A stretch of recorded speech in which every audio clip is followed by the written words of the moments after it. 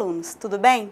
Meu nome é Tassiana Antunes Sarmento, sou biomédica e vou trabalhar com vocês a disciplina Manutenção, Promoção e Prevenção da Saúde Coletiva. Peço que em nossas aulas estejam atentos e munidos de papel e caneta, para que, se surgirem dúvidas, vocês possam postar as mesmas em nossos fóruns Tira Dúvidas. Lembrando que cada dúvida deve ser postada no fórum referente a cada aula. Vamos começar? Iniciaremos com os conceitos básicos sobre doenças transmissíveis.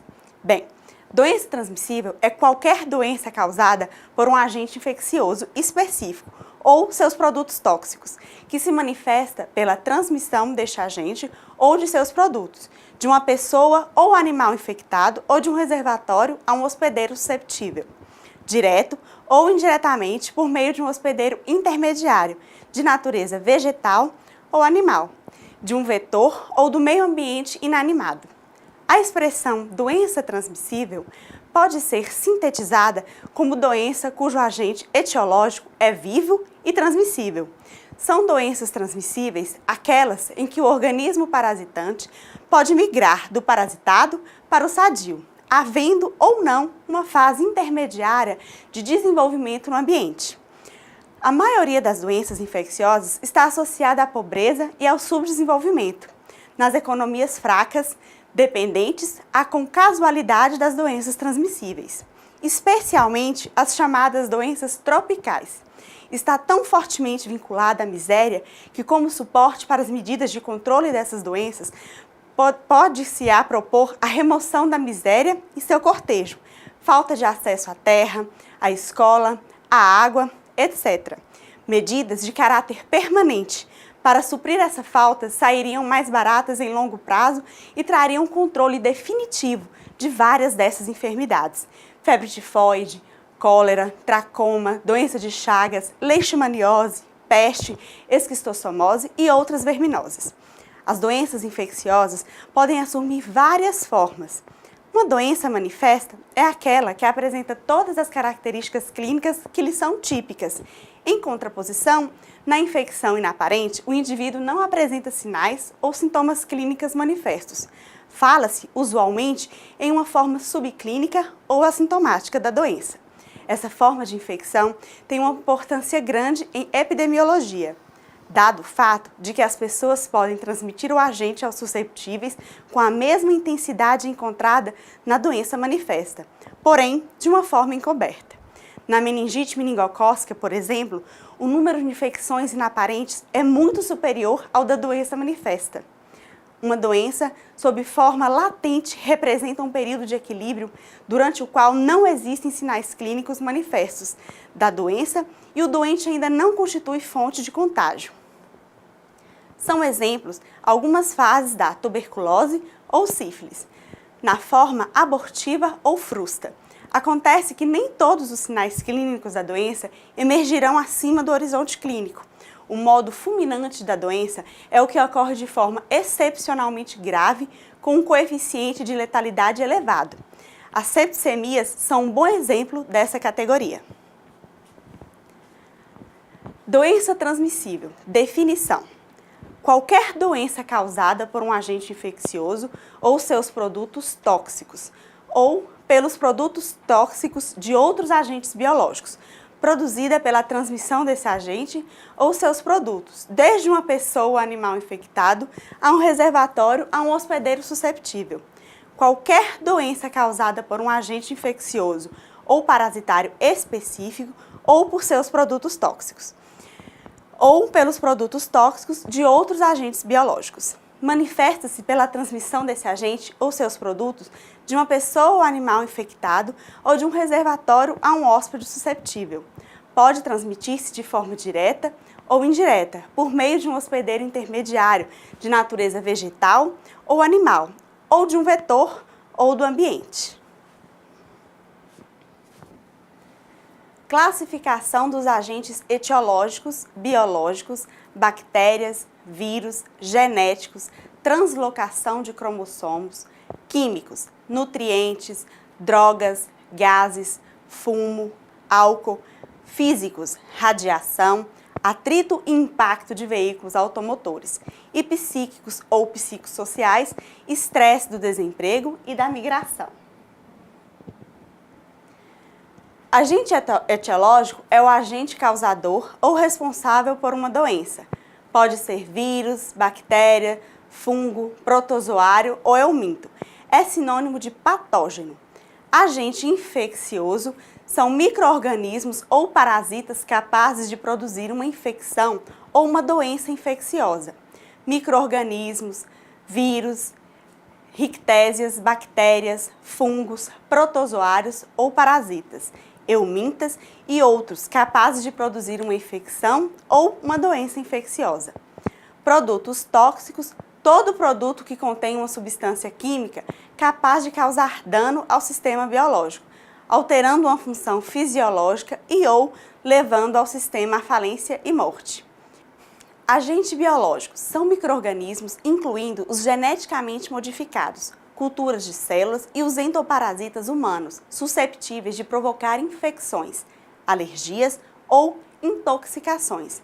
Reservatório, entende-se por reservatório o habitat de um agente infeccioso, no qual este vive, cresce e se multiplica.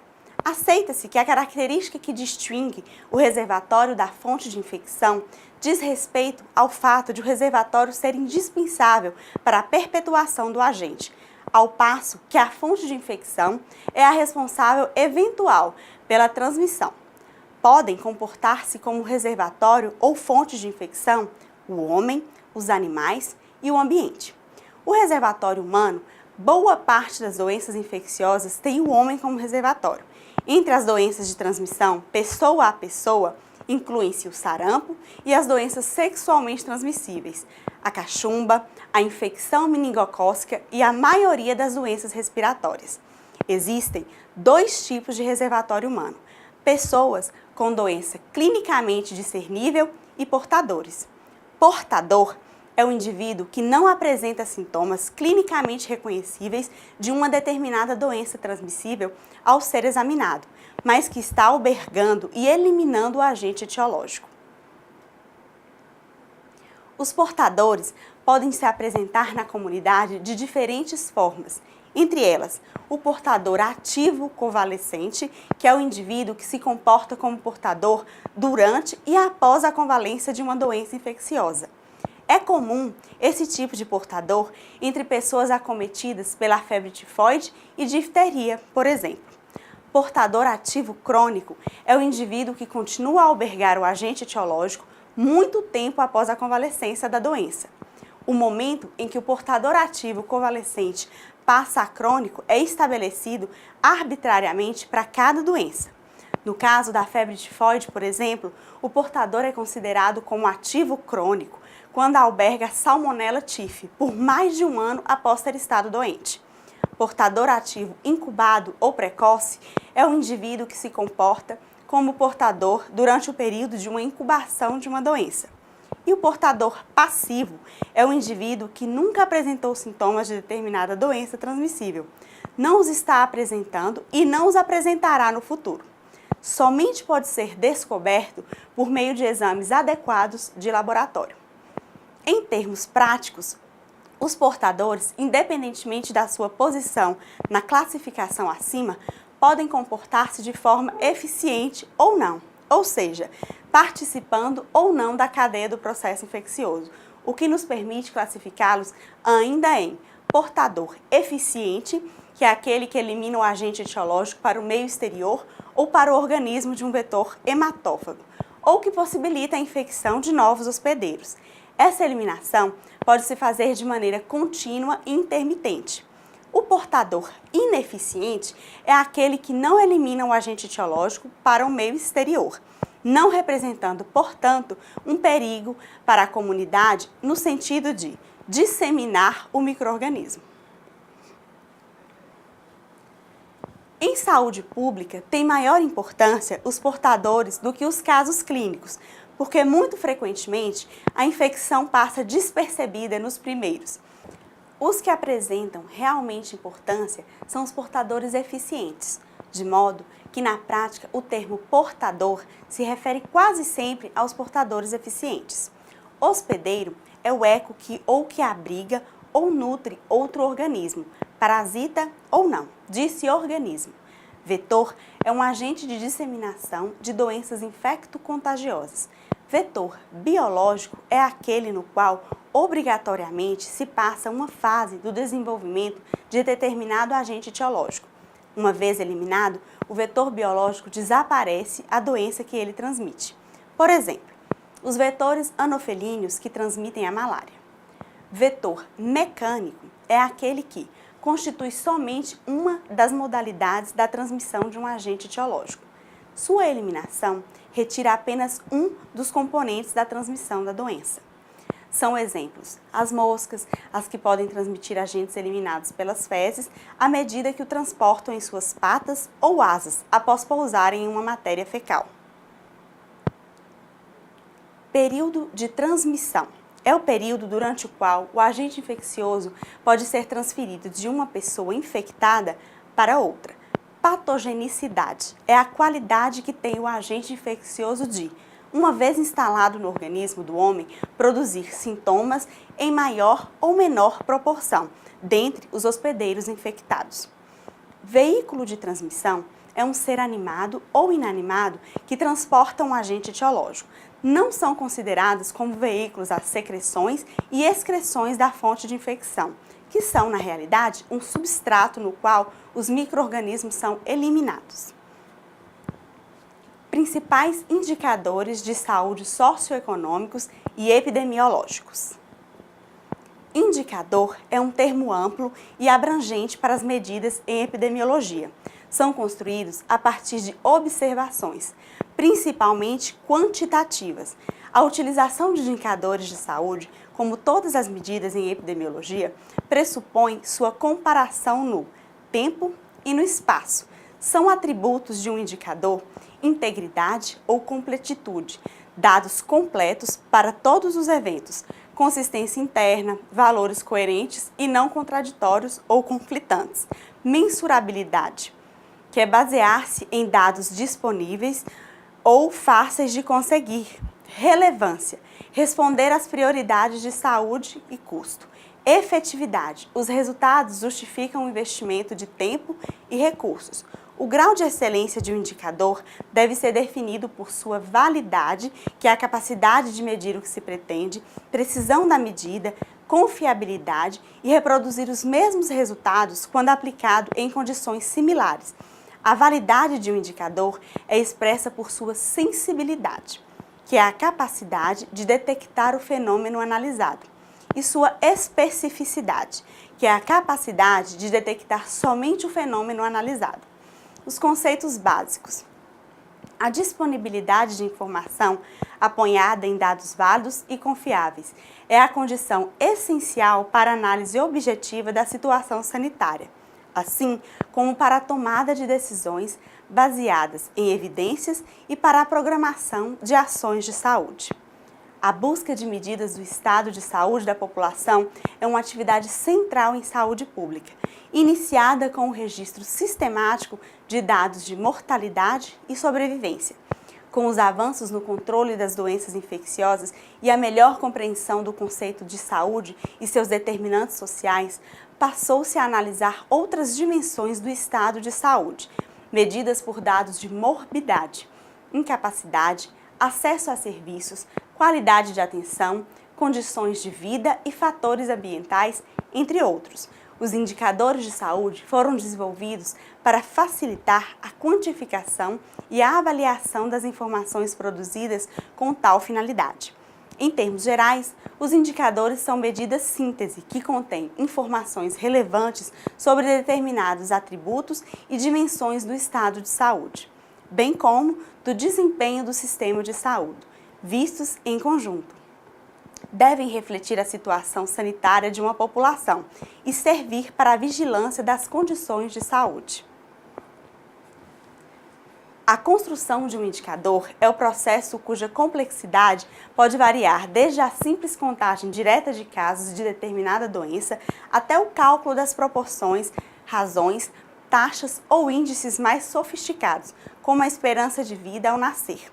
A qualidade de um indicador depende das propriedades dos componentes utilizados em sua formulação, frequência de casos, tamanho da população em risco e da precisão do sistema de informação empregados, registro, coleta, transmissão dos dados.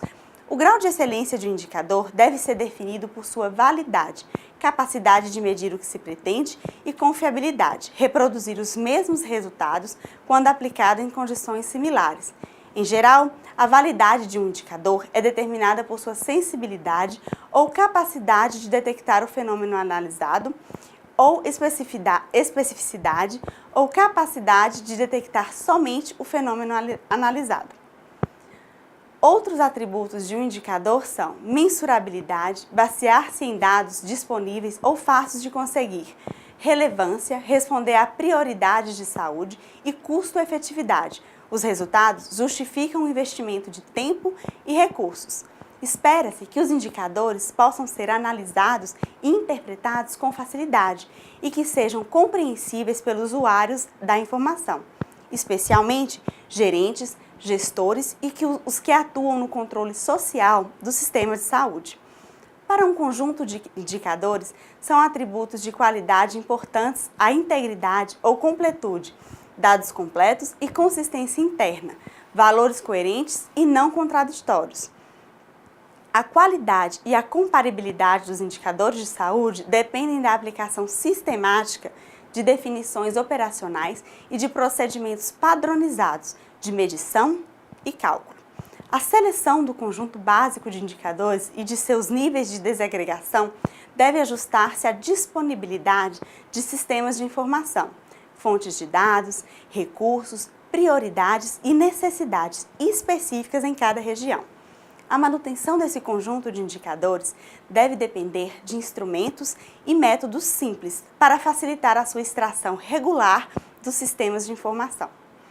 Para assegurar a confiança dos usuários na informação produzida, é preciso monitorar a qualidade dos indicadores, revisar periodicamente a consistência da série histórica de dados e disseminar a informação com oportunidade e regularidade.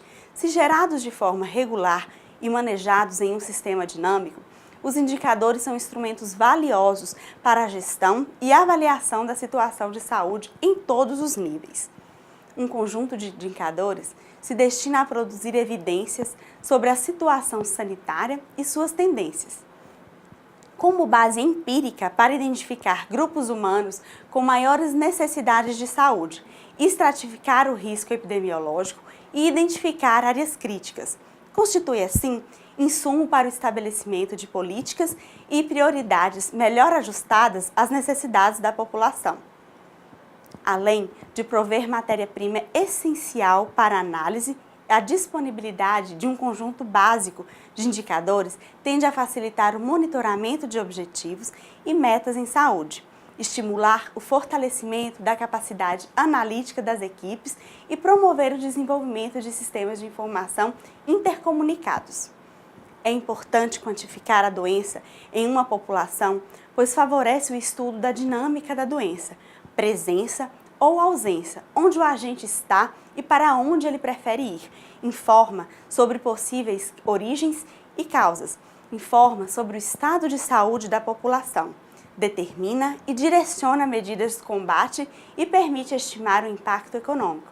Os indicadores epidemiológicos podem ser expressos em números absolutos, como, por exemplo, a contagem do número de casos novos, incidência e a contagem de número de pessoas expostas a um risco em função de um hábito, a prevalência.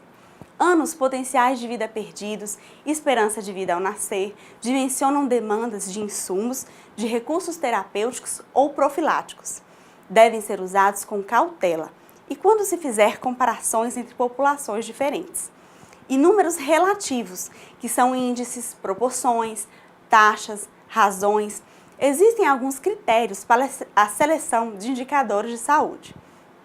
Alguns indicadores não apresentam boa sensibilidade, mas devem fazer parte da matriz, porque explicitam as características e a dinâmica da população a ser monitorada. Por exemplo, a taxa de mortalidade geral, taxa bruta de natalidade, taxa de crescimento da população. Deve-se também selecionar indicadores de fácil atualização. Para se selecionar indicadores de fácil atualização e propiciar seu acompanhamento ao longo do tempo, deve-se evitar o uso de dados provenientes do censo demográfico. Estes necessitam de estimativas para o seu acompanhamento temporal, o que pode gerar distorções. Deve-se também selecionar indicadores que representam os principais problemas de saúde da população e que apresentem boa sensibilidade, como, por exemplo, a taxa de mortalidade infantil, neonatal e pós-neonatal. Entre os indicadores socioeconômicos podemos citar a taxa de analfabetismo, o nível de escolaridade, o PIB, que significa Produto Interno Bruto, a taxa de desemprego, mortalidade e o índice de natalidade.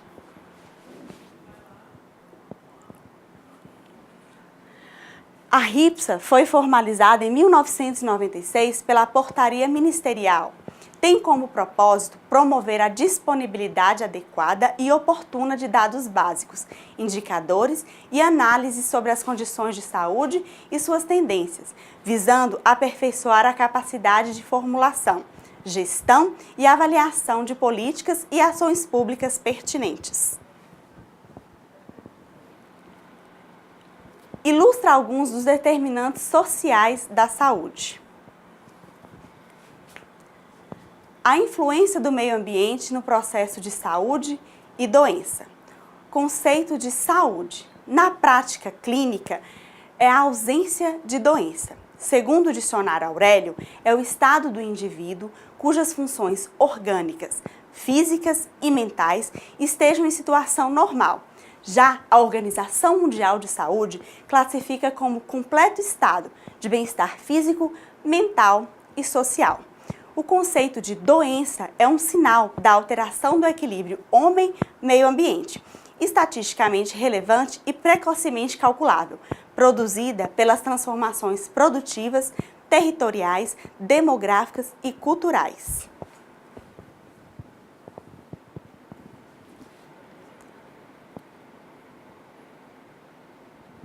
Do ponto de vista ecológico, existe uma associação equilibrada de animais e vegetais no mesmo local, incluindo o solo, a água, o clima e a presença do homem.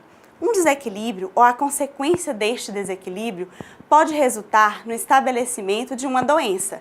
É importante considerar que a doença não é determinada exclusivamente pela presença de um agente causador de doença, por exemplo, um vírus, mas sim pela interação entre ele e o hospedeiro, o homem, e o meio ambiente. Estes três elementos fundamentais constituem a tríade ecológica. A ocorrência de qualquer modificação em um lado irá resultar na modificação dos demais, gerando o processo de doença.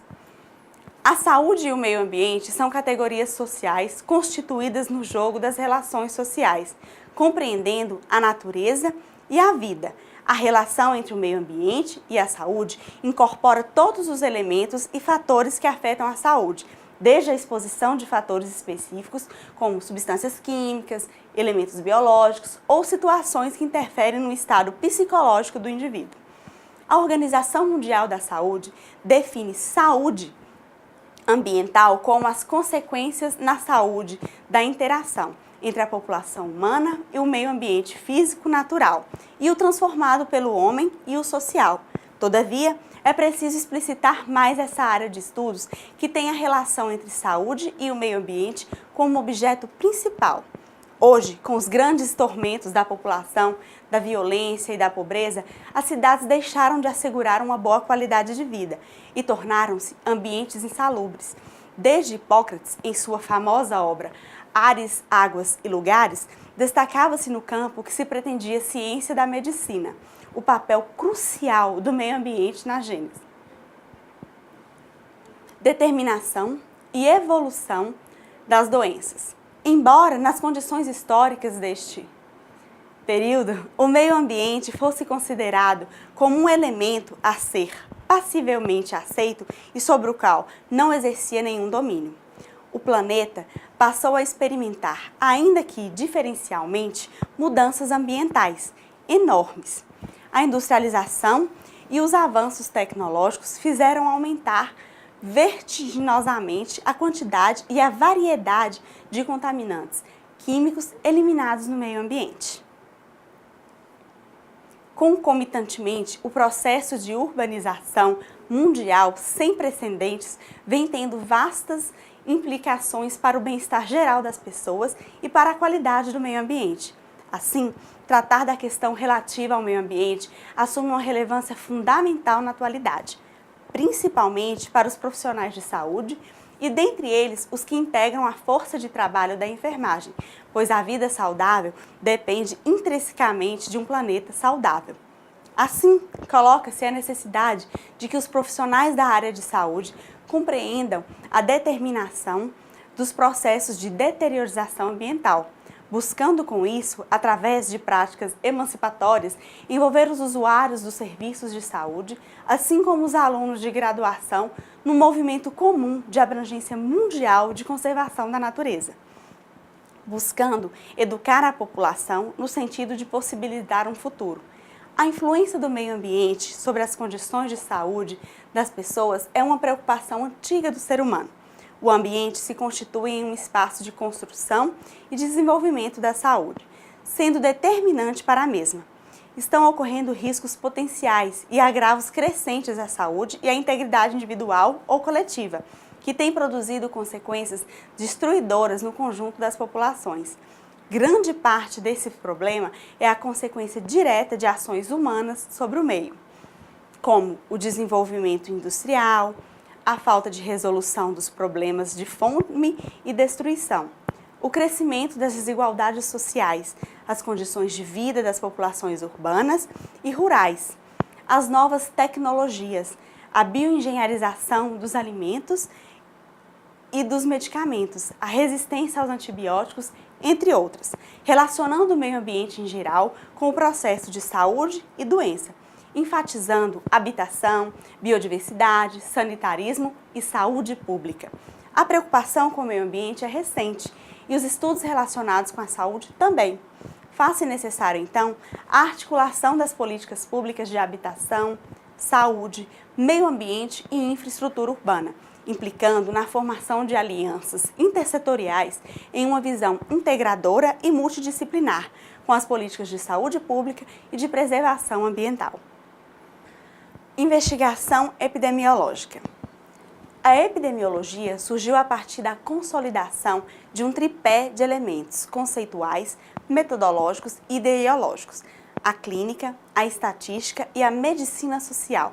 O objetivo final da epidemiologia é produzir conhecimento e tecnologia capazes de promover a saúde individual através de medidas de alcance coletivo.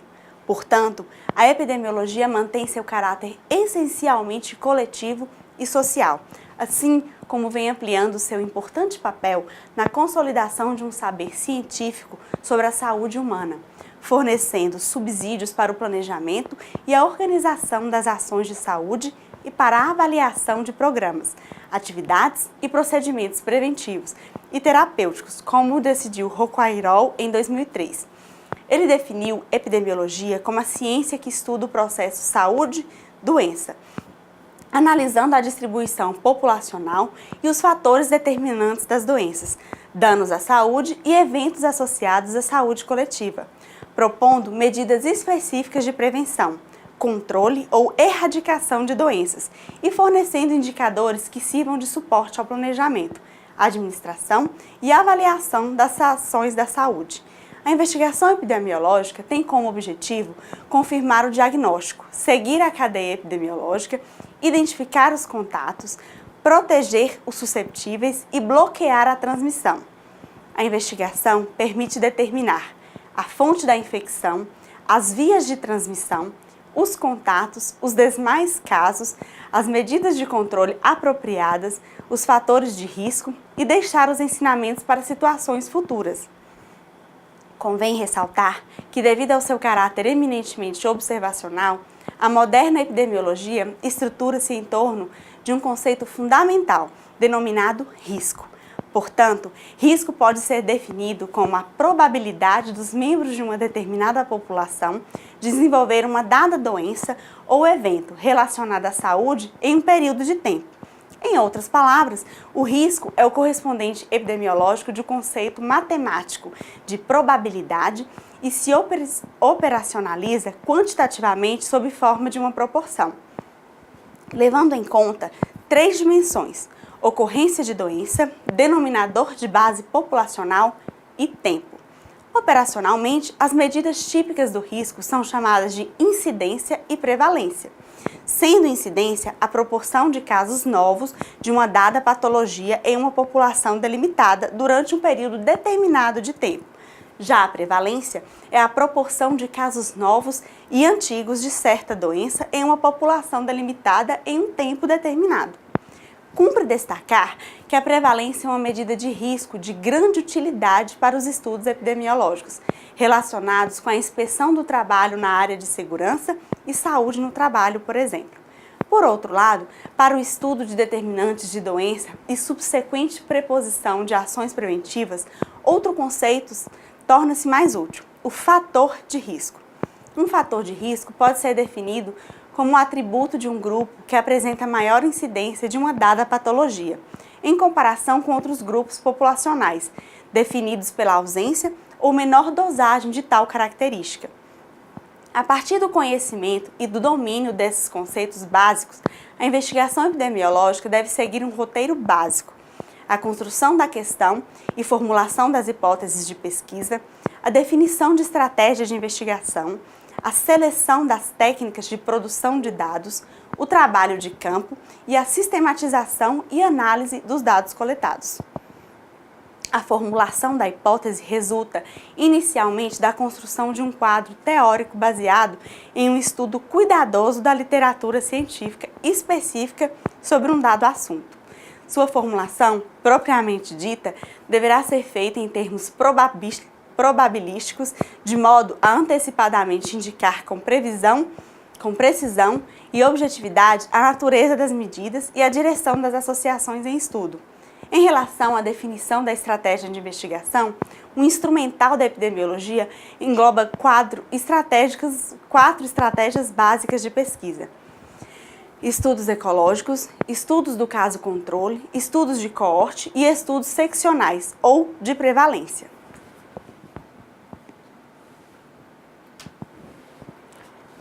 Etapas de investigação epidemiológica. O objetivo primário da investigação epidemiológica de casos é a identificação de formas de controlar e interromper a transmissão do agente causal da doença na população susceptível e de prevenir a ocorrência de casos novos. Para tanto, é preciso cumprir algumas etapas de trabalho que terão cada uma seus objetivos específicos. Para dar conta dessas etapas, uma investigação deve recorrer a diferentes procedimentos que se repetirão tantas vezes quanto forem necessárias. Na prática, esse conjunto de objetivos não é alcançado com a linearidade com que são apresentados. Assim, é preciso verificar o diagnóstico de casos notificados e identificar o agente etiológico, reunindo para isso as informações disponíveis, confirmar a existência de um surto ou epidemia, consultando, entre outros, os dados sobre a frequência usual da doença. Caracterizar essa epidemia ou surto, descrevendo a distribuição de casos segundo as variáveis relacionadas às pessoas, lugar e tempo. Estabelecer uma hipótese sobre a fonte de infecção e o modo de transmissão, incluindo veículos específicos e vetores que possam estar comprometidos. Reunir as informações necessárias para testar ou comprovar a hipótese. Identificar a população susceptível que esteja em maior risco de exposição ao agente para proceder às medidas específicas de controle e a estratégia para a sua aplicação. Transmissão epidemiológica. Para que ocorram infecções parasitárias, é fundamental que haja elementos básicos expostos e adaptados às condições do meio. Os elementos básicos da cadeia de transmissão das infecções parasitárias são o hospedeiro, o agente infeccioso e o meio ambiente.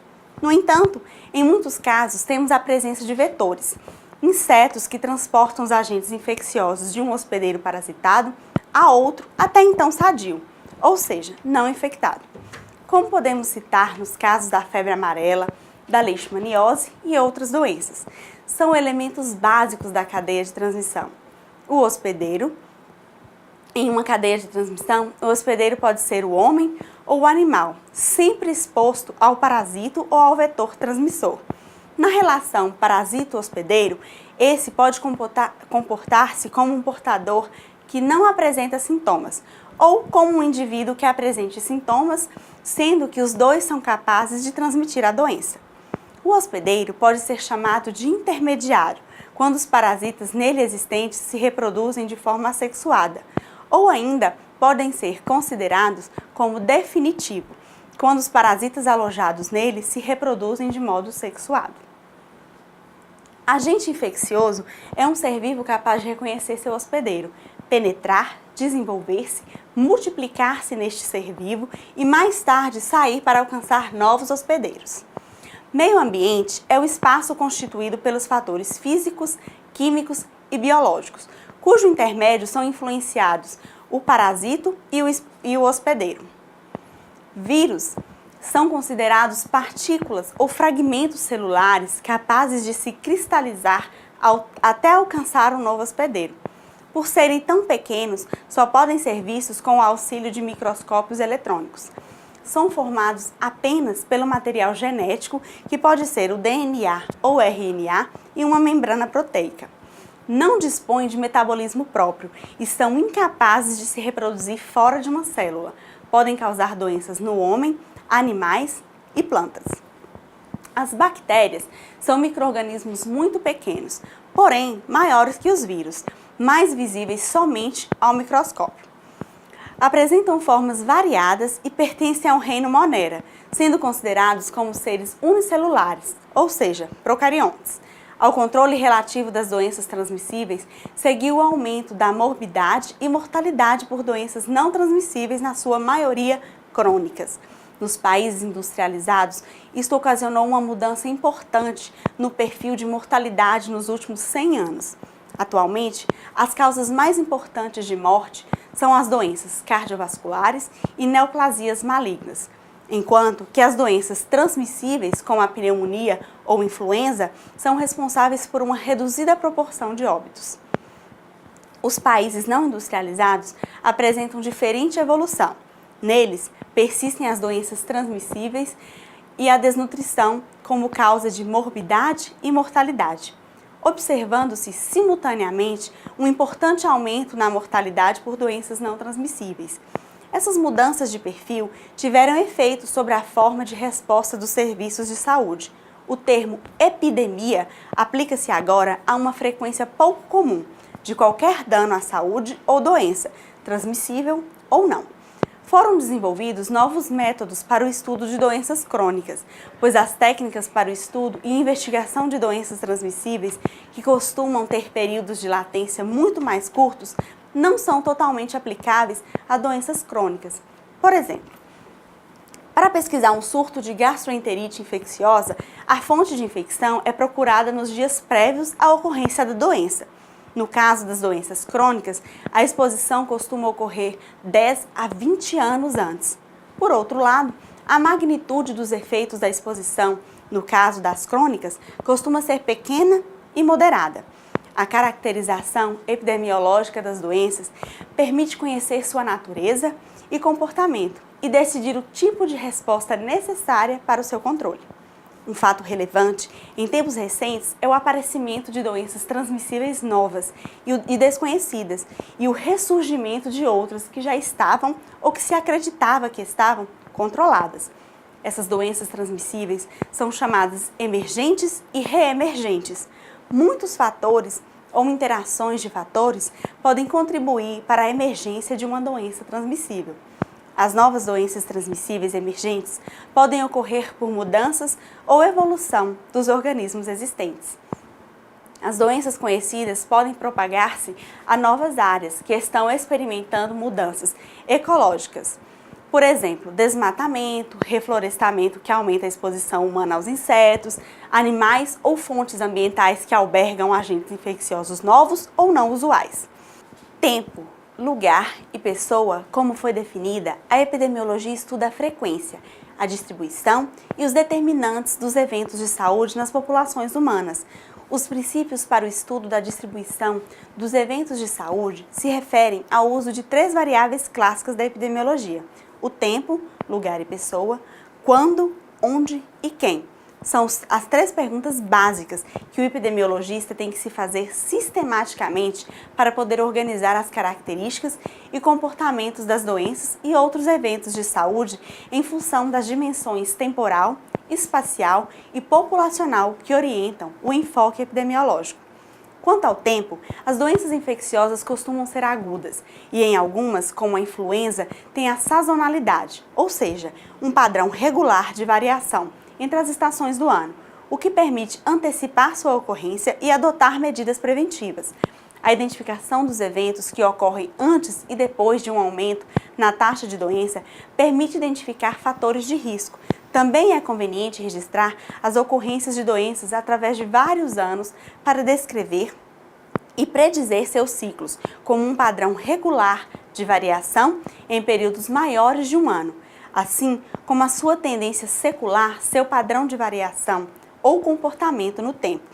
Usar gráficos de frequência de doenças através do tempo é um recurso muito útil para conhecer a velocidade da transmissão de uma doença. A curva epidêmica e o canal endêmico são exemplos disso. Por outro lado, a variável tempo é de especial relevância para a avaliação do impacto das intervenções na saúde, particularmente para determinar o momento oportuno para medir o efeito da intervenção, que pode não ser imediato. A análise numérica e gráfica da frequência de casos de doenças no tempo, antes e depois de realizar uma intervenção, permitirá avaliar sua efetividade. Quanto ao lugar, a localização geográfica dos problemas de saúde é fundamental para conhecer sua extensão e velocidade de disseminação. A unidade geográfica pode ser o domicílio, a rua, o bairro, a localidade, o distrito, o município, o estado ou outro nível de agregação geopolítica. E o lugar também pode ser um estabelecimento de saúde, um hospital, a área de trabalho, a área rural ou urbana, o lugar de nascimento ou outro espaço de interesse.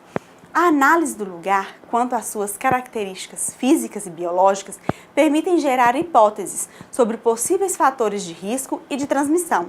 A utilidade da localização geográfica da doença é ilustrada claramente na clássica pesquisa de John Snow sobre a epidemia de cólera em Londres, em 1849, por exemplo. O advento dos sistemas de informação geográfica, ou SIG, permitiu a possibilidade de enriquecer significativamente o tratamento analítico da variável lugar. Os métodos e técnicas para análise espacial de dados epidemiológicos podem facilitar a integração de informações sobre diferentes determinantes da saúde, desde o nível individual até o nível ambiental, e identificar conglomerados de casos, áreas de predição de risco e necessidades básicas na saúde, com referência específica a uma população geograficamente definida. Já a pessoa. As características das pessoas, tais como idade, sexo, estado nutricional, hábitos e condutas, como, por exemplo, a ocupação e o seu estilo de vida, e sua condição social, renda, estado civil, religião, sexo, permitem identificar a distribuição das doenças e possíveis grupos e fatores de risco.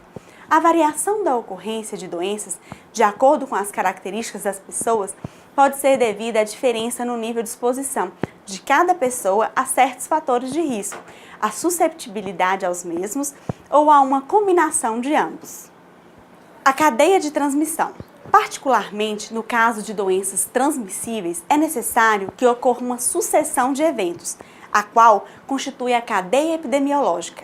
A cadeia epidemiológica é um sistema cíclico, por meio do qual um agente etiológico é eliminado de um hospedeiro, é transferido ao ambiente e atinge um novo hospedeiro, no qual ele penetra, evolui e do qual é novamente eliminado.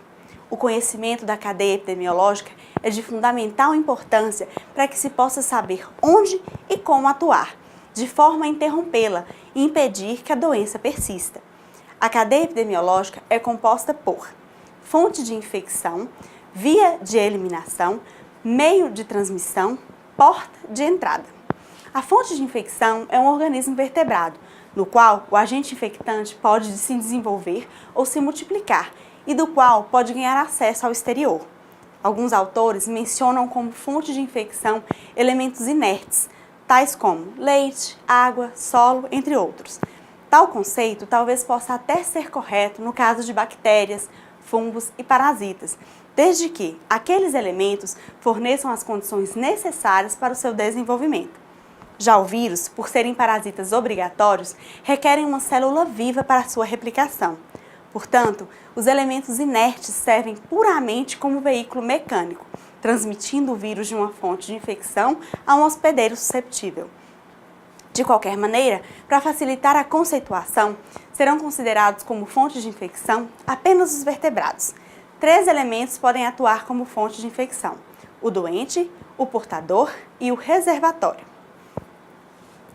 Modo de transmissão do agente. O modo de transmissão é a forma em que o agente infeccioso se transporta do reservatório ao hospedeiro.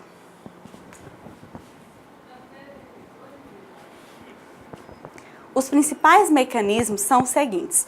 Transmissão direta é a transferência direta do agente infeccioso por uma porta de entrada para que se possa efetuar a infecção. Transmissão direta ou contágio é a rápida transferência do agente etiológico sem interferência de veículos e pode ocorrer de 2 formas distintas. Transmissão direta imediata, que é a transmissão na qual existe um contato físico entre o reservatório ou fonte de infecção e o novo hospedeiro susceptível. E transmissão direta ou mediata, transmissão na qual não existe contato físico entre o reservatório ou fonte de infecção e o novo hospedeiro. A mesma ocorre por meio das secreções oronasais, transformadas em partículas pelos movimentos do espirro e que, tendo mais de 100 micras de diâmetro, tem capacidade de conduzir agentes infecciosos existentes nas vias respiratórias. Essas partículas são chamadas gotículas de Flug. Transmissão indireta é a transferência do agente etiológico por meio de propagadores animados ou inanimados.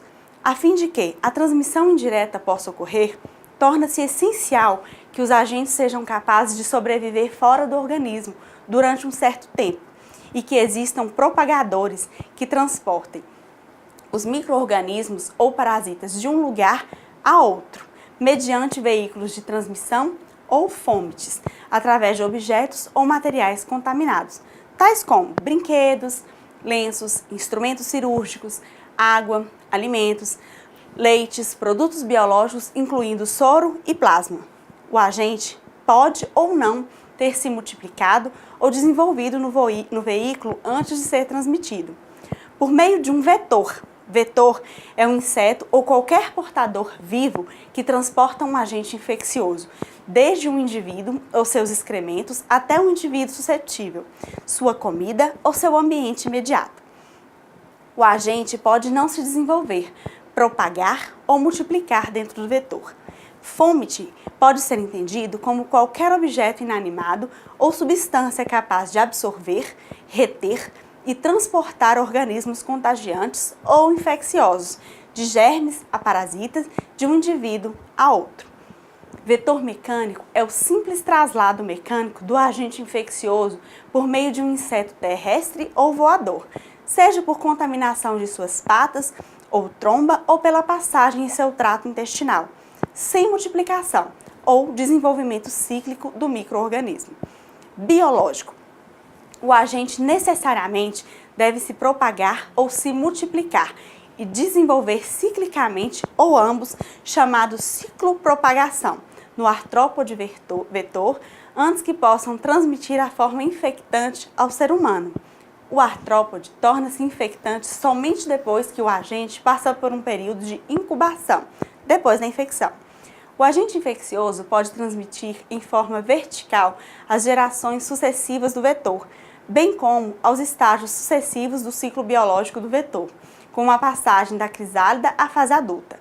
A transmissão pode ocorrer através de saliva, durante a picada, por exemplo, como na malária, dengue ou febre amarela. por regurgitação, como na peste, ou ao depositar sobre a pele os agentes infecciosos com a defecação do artrópode. Vetor, como na doença de Chagas e no tifo, que podem entrar pela ferida da picada ou ao se coçar. Através do ar é a disseminação de aerossóis microbianos transportados por uma porta de entrada apropriada, geralmente o trato respiratório. Os aerosóis microbianos são suspensões aéreas de partículas constituídas total ou parcialmente por micro-organismos. As partículas com diâmetro de 1 a 5 micros chegam facilmente aos alvéolos do pulmão e lá permanecem. Também podem permanecer em suspensão no ar durante longos períodos de tempo. Algumas mantêm sua infectividade ou virulência e outras a perdem. As partículas de tamanho maior se precipitam, o que pode dar origem a uma transmissão direta. As principais partículas são núcleos goticulares, são os pequenos resíduos da evaporação de gotículas de flúor ou perdigotos emitidos por um hospedeiro infectado. Esses núcleos goticulares também podem formar-se por aparelhos borrifadores, diversos em laboratórios microbiológicos, em abatedouros industriais, salas de autópsias, entre outros. Geralmente se mantém em suspensão no ar durante um tempo prolongado. Pó, que são pequenas partículas de dimensões variáveis, que podem proceder do solo, geralmente inorgânicas ou esporos de fungos separados do solo seco pelo vento, ou agitação mecânica, vestidos, roupas de cama e pisos contaminados. Portas de eliminação ou de saída do agente. O caminho pelo qual o agente infeccioso sai do hospedeiro é geralmente denominado como porta de saída. As principais portas de saída são respiratórias. As doenças que utilizam esta porta de saída são as de maior difusão e as mais difíceis de controlar. Tuberculose, influenza, sarampo, por exemplo. Genitourinárias, leptospirose, sífilis, AIDS, gonorreia e outras doenças de transmissão sexual. Digestivas, próprias da febre tifoide, hepatite A e E, cólera e amebíase. Pela pele, através de contato direto com lesões superficiais, como na varicela, herpes zoster e sífilis, por picadas, mordidas, perfuração por agulha, outro mecanismo que tenha contato com o sangue infectado, como na sífilis, na doença de Chagas, malária, leishmaniose, febre amarela, hepatite B, etc. Placentária. Em geral, a placenta é uma barreira efetiva de proteção do feto contra infecções da mãe. No entanto, não é totalmente efetiva para alguns agentes infecciosos, como o da sífilis, rubéola, toxoplasmose, AIDS e doença de Chagas. Portas de entrada no hospedeiro. As portas de entrada de um germe no novo hospedeiro são basicamente as mesmas usadas para a saída do hospedeiro prévio. Por exemplo, nas doenças respiratórias, a via aérea é utilizada como porta de saída e porta de entrada entre as pessoas. Em outras doenças, as portas de saída e de entrada podem ser diferentes. Como exemplo, nas intoxicações alimentares por estafilococcus, o agente é eliminado através de uma lesão aberta da pele e entra no novo hospedeiro através de alimentos contaminados, com secreção da lesão. Encerramos por aqui a aula de hoje. Fico à disposição para tirar as dúvidas referentes aos assuntos abordados.